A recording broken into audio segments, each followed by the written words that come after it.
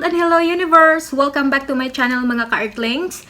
For today's video, may gagayahin tayo. I really have fun with this woman. Napaka-artistic niya, napaka-witty, napaka-funny. I really love her, the way she is, you know. Gagayahin natin tong makeup niya na pink. Yan. I mean, hindi man ako sing artistic niya or yung master na talaga yung mga pagme-makeup. But, pwede kong gayahin yung process ng pagme-makeup niya. I have her video here. I'm watching actually. I think it's 3 times now I watched this video. Hinahanap ko talaga yung mga gamit na pwede kong i-apply din. She love wearing contact lenses. So, the first time I saw this video, naghanap din talaga ako ng pink na contact lenses. But, unfortunately, wala akong nahanap na pink. I think this one will do. We'll see. So, una niyang ginawa is nag-apply siya ng contact lens. Tingnan natin kung babagay ba sa aking mukha. I did wear contact lenses before, but those are very expensive. This one is cheap lang for 1 day. Ito yung packaging niya. Kita nyo. And bubuksan siya from here. Let's do this. Let's start.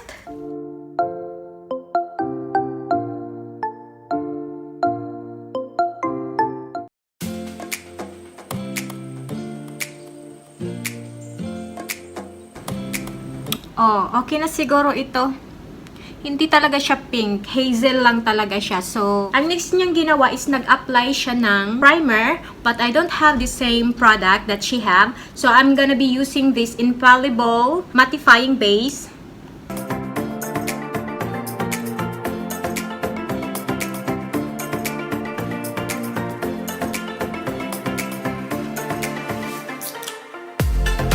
So, the next thing she does is nag-apply siya ng foundation. Okay. I will be using the full coverage foundation na meron ako. Itong Maybelline na Super Stay.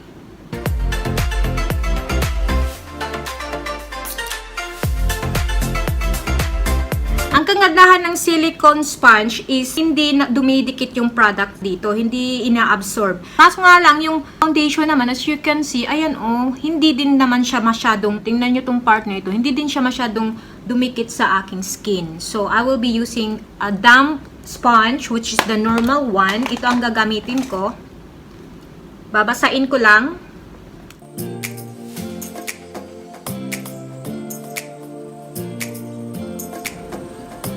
After that, gumamit ka ng concealer. Kasi meron din naman ako mga pimple scars na marami. Kaya, eto.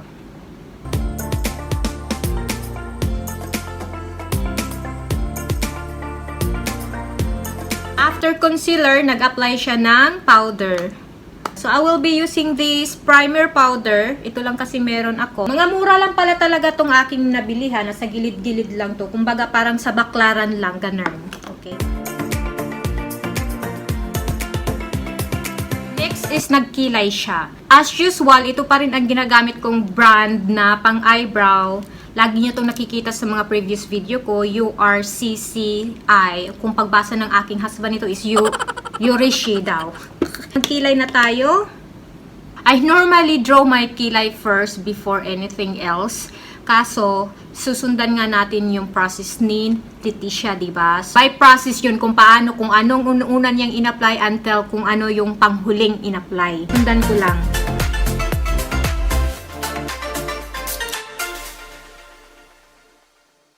Actually, may gel siya for her eyebrow na para titigas. But I don't have that one. So, I'm going to use one spray net. Kaso, careful lang kayo kung gagayahin nyo to ha.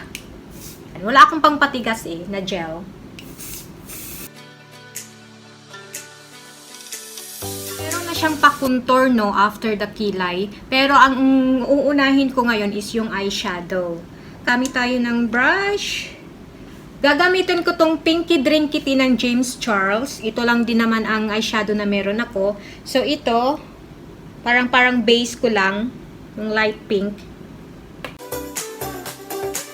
Hindi man natin magaya, but at least closer sa kanya, oh, di ba? Next thing she does is nag-apply siya ng darker sa gilid. Kung napapansin nyo guys, naglagay ako ng ganito. Hindi talaga ako nag-eyeliner. Hooded eye ako. Yung parang patago yung aking dito. So, if I put eyeliner, parang okay siya pag gaganon ako. Maganda yung pagka-drink. Pag bukas ko ng mata ko, is magwawangky na siya. Parang gaganon na siya banda dito. So, what I do is, kung mag-a-apply ko ng dark side dito, instead of eyeliner, maglalagay na lang ako ng ganito para hindi siya halatang wonky yung aking line dyan. So, I will be using this color na lang. This one and this one. May mixing din naman si Letitia. So, we'll try this one. Gagamit ako ng mas darker pa. Ito, parang violet na kasi ang dating niya. Pero pink daw to eh. So, we'll see. Pak! Just colored. Lagyan ko pa siya ng ito. I-add ko lang.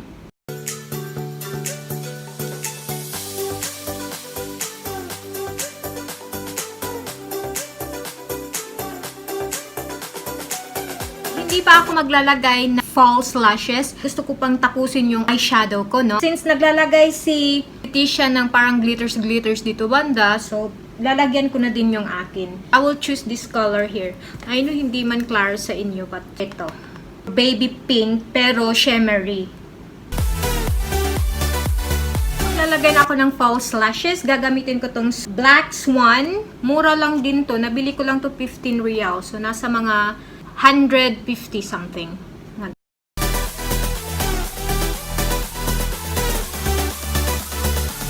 The next thing she does is mag-contour na. Mag-contour na ako ng ilong at saka yung mukha ko. Alright? My son is here. He's watching me also.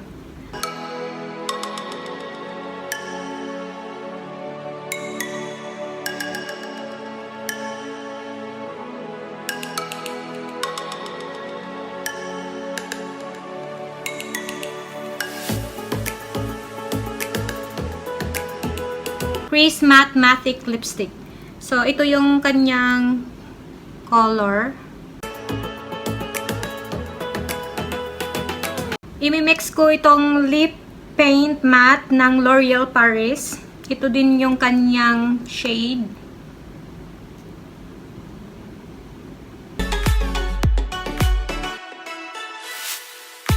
Lip tint from Face Shop.